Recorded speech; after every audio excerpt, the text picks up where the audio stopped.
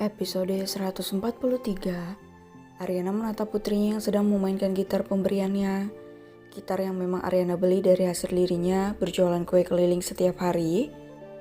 "Apa ayah yang ngajarin kamu memainkan gitar ini?" tanya Ariana pelan. Leni menegakkan kepalanya kemudian tersenyum disertai anggukan kepala menatap Ariana. Gadis kecil itu berhenti memetik sinar gitar baru miliknya.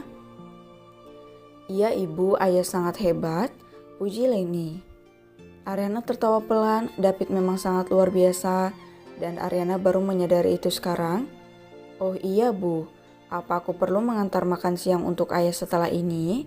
tanya Leni menatap Ariana dengan wajah polosnya. Ariana menggelengkan pelan kepalanya. Gadis kecilnya sangat pengertian. "Gak usah, kamu tidur siang saja. Makanannya biar nanti ibu yang mengantar," jawab Ariana dengan tangan membelai lembut rambut panjang tergerai putrinya. "Tapi bu, bukannya ibu mau membuat kue lagi?" "Enggak sayang, hari ini lagi gak ada pesanan, jadi ibu bisa sedikit santai." Leni menganggukkan kepalanya mengerti. Gadis kecil itu terdiam tanpa memikirkan sesuatu.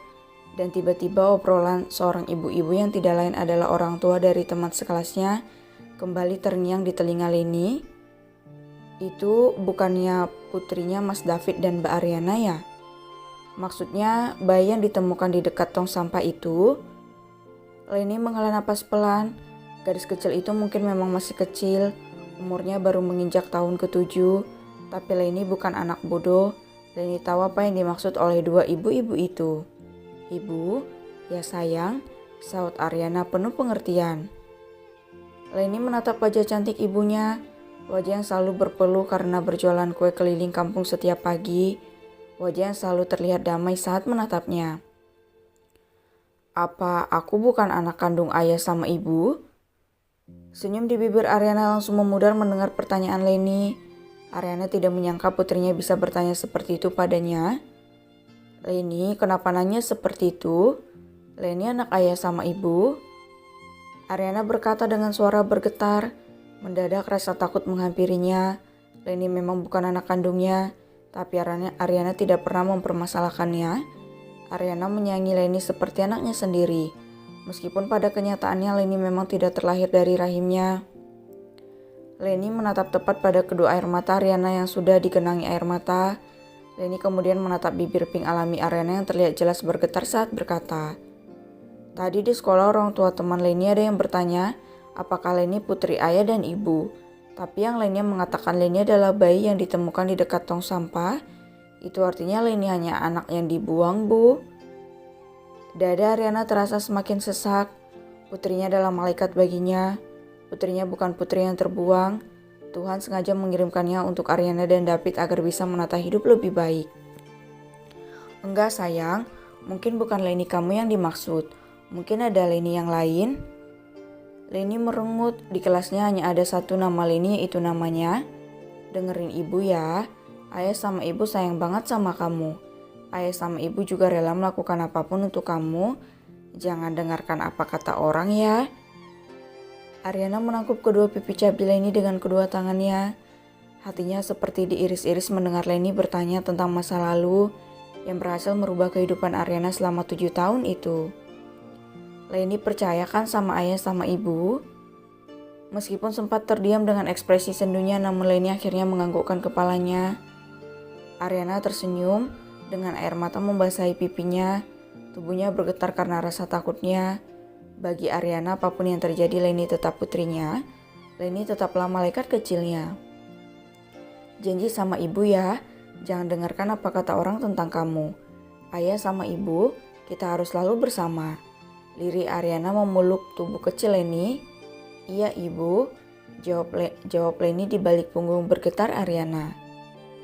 Anak kecil itu tahu apa yang sedang dirasakan sang ibu. Ariana terlihat sangat ketakutan dengan air mata yang membasahi pipinya. Dan dari situ Leni bisa memahami bahwa kedua orang tuanya sangat menyayanginya. Mereka berdua tidak mau kehilangannya. "Tuhan, kalau memang Leni bukan anak kandung ayah dan ibu, Leni bisa menerimanya Tuhan. Tapi Leni mohon izinkan Leni terus bersama ayah dan ibu selamanya. Leni sayang sama ayah sama ibu Tuhan." Gadis kecil itu memejamkan kedua matanya berharap bisa terus bersama kedua orang tuanya yang memang selama ini dianggap sebagai orang tua kandungnya sendiri. Marpel turun dari mobilnya dengan Dapa yang mengikuti. Pria tampan itu menghela napas dan melepas kacamata hitam yang bertengger di ujung hidung mancungnya. Senyum Marpel mengembang menatap bangunan rukonya yang sudah jadi. Papa, apa nanti bisnis Papa bisa berkembang kalau tempatnya saja seperti ini?